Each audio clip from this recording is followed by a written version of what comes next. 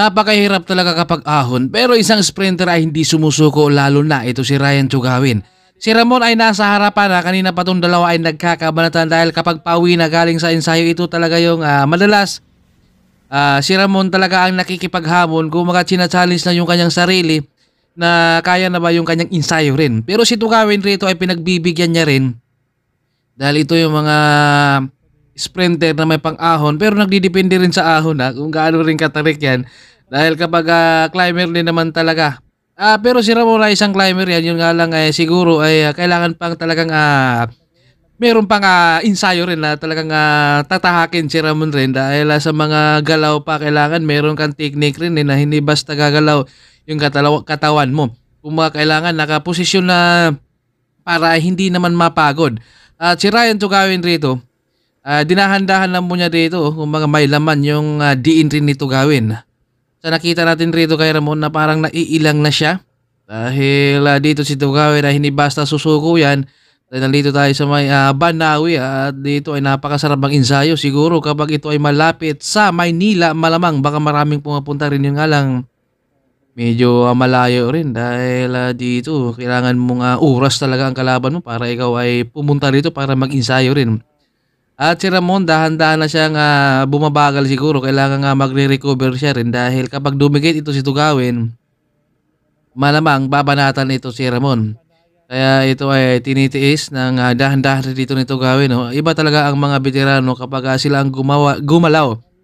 Dahil alam nila na kapag mga bata, yung kanilang mga kalaban rin, madaling bumigay. Ito, nandyan tayo sa taas niya no? At nandito pa tayo sa baba. Kaya mabigat din to. Kumbaga kailangan natin is dapat talaga hindi ka basta bibigay. Pero ang kaganahan ni Ramon rito ay dito niya challenge yung kanyang sarili na makikipagsabayan. Papakalasin niya dito yung kanyang kapitan na si Ryan Tugawin, si Kamikaze Moves. Dumikit at inabutan rin tayo ng ulan rito at tahimik at dumikod. Na muna dito si Ramon at nasa likod si Angel na ako. Tahimik na dumaan sa kaliwa rin pero hindi pwedeng babalatan dito ni Tugawin rin dahil si Ramon rito yung kanyang inaantay kung handa na ba si Ramon na makikipagsabayan sa mga iba pang mga malalakas. Kaya tina-challenge din dito ni Ramon talaga yung kanyang sarili na tiyagain, tiisin kung ano yung ensayo dahil ito napakatarik yan. Kung magkaaahon tayo ng Mount Pulis ngayon, dito na tayo sa may kabila niyan ng Banawi. Kaya napakabigat rin yan sa lahat ng mga gustong dumayo at dito mag-iinsayo. Maganda rito. Kumbaga dito talaga kayo ay laglag pawis talaga. Ang abutin nyo rito sa kanilang ahon rin At nasa harap si Tugawin. Nakikiramdam na naman dito si Ramon. Naghahanap na naman ng tsempo yan kung paano niya babanatan. At ito humigpit ng clis naman dito si Tugawin. Mukhang handa na bumawi rin.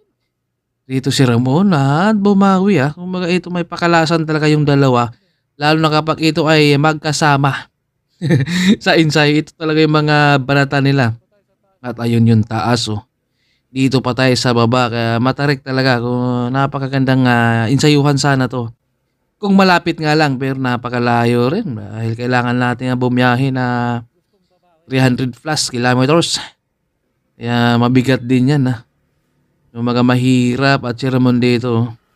Nakahanda na naman bumanat ito si Ramon rito.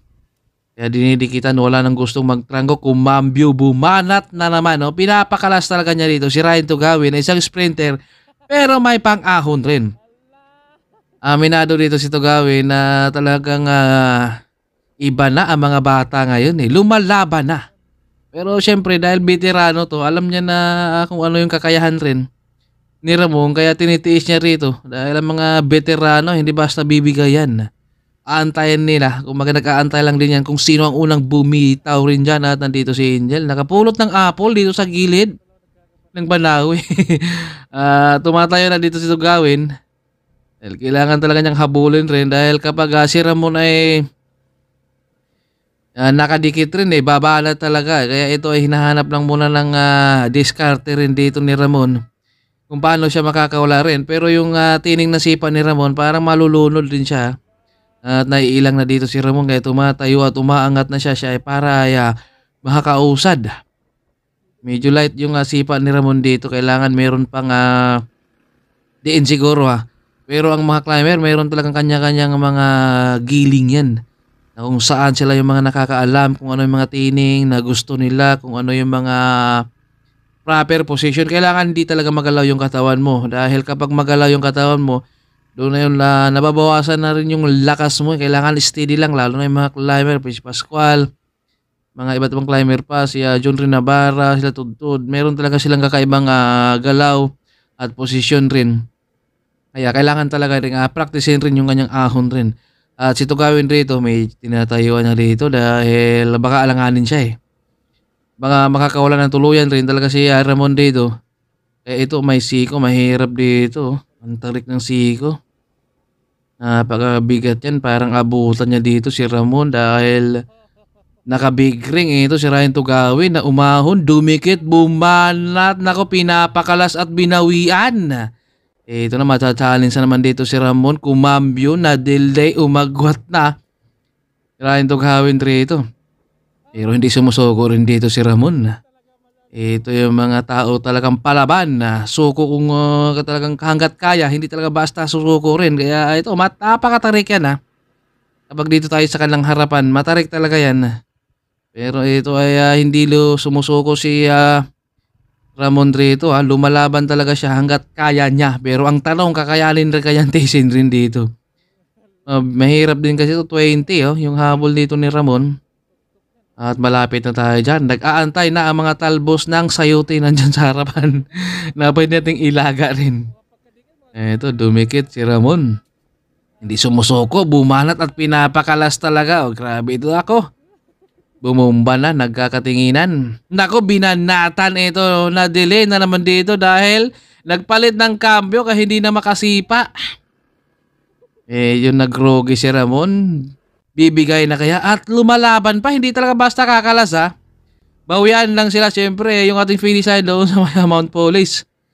Ito yung sipan ni Ramon rito, medyo light gear lang at medyo katawan ulo hanggang paa yung gumagalaw ni Ramon. Siguro ito talaga yung kanyang position rin sa pag-ahon dahil nagdidepende kasi yan sa mga tao rin kung baka kanya-kanyang diskarte, posisyon sa katawan kung paano sila umahon rin. Pero si Ramon dito, medyo mapapagod siya rito dahil simula ulo hanggang paana yung kanyang gumagala para siya ay makakausad rin. Dahil sa ahon, meron talagang mga climber na handang kanilang yung tiis. Kailangan mo rin talagang insayuhin. Kaya ito ay tinitiis rin dito ni Ramon na makakausad siya. Dahil medyo kanina na-delay siya dahil nagpalit siguro ng kambyo yun At si Tugawin nasa harapan Pero ang mahalaga dito kay Ramon na hindi siya sumusuko rin. Tinitiis siya rin dito na bumigay rin si Tugawin pero nag-aantay lang din siguro to sila. Kung sino talaga ang unang bumigay rin dahil gano'n naman talaga sa karera. Parehas kayo mga pagod rin yan. Dahil syempre hindi naman to mga robot na hindi napapagod. Tao tayo kaya meron talagang kapaguran. Pero ay nag-aantayan lang siguro na sino talaga ang unang bumigay. Kaya ito ay sinusubukan talaga ni Ramon. Na humabol pa kayo ito, dumikit dito. Natsaga talaga. Medyo kakaiba na yung sipa ni Ramon dito. Parang handa nang bumanat. Dito kay Tugawin dumikit. Hindi basta kakalas. Matibay na. Ito yung mga abangan natin. Sumisot si Ramon noon ay magkalaban talaga to sila at gulangan na silang dalawa. Wala na gusto magtrangko Waka ako nalabag na trangko sa harapan. Ito na, pero nararamdaman na dito ni Tugawin na kailangan niyang banatan at ito na, medyo makakahabol pa kaya ito. Si Ramon binabawian na rin siya dito ni Tugawin. Gustong manalo ni Ramon. Pero syempre, hindi naman magpapatalo ang isang veterano. Kaya ikaw, kapag gusto mo talagang talunin, kailangan mong doblehin pa talaga yung ensayo para matataro din yung veterano. At humabol pa dito. Simula ulo hanggang paa na ang gumagalaw dito ni Ramon para siya ay makakausad sa ahon. Dumikit talaga dito sa likod at si Tugawin rin nagre-recover. Dahil may ahon pa. Walang katapos sa ahon talaga to Kapag ubusin mo kagad ng maaga gilid ka talaga. Kailangan na meron ka talagang pangpanay. Wala nang trangkuhan sila. At ito, ay kumabuse na naman. Ako nagpalit na naman ang cambio na bumanat na naman si Tugawin. Mahirapan na itong makadikit pa itong si Ramon rito at umagwat na.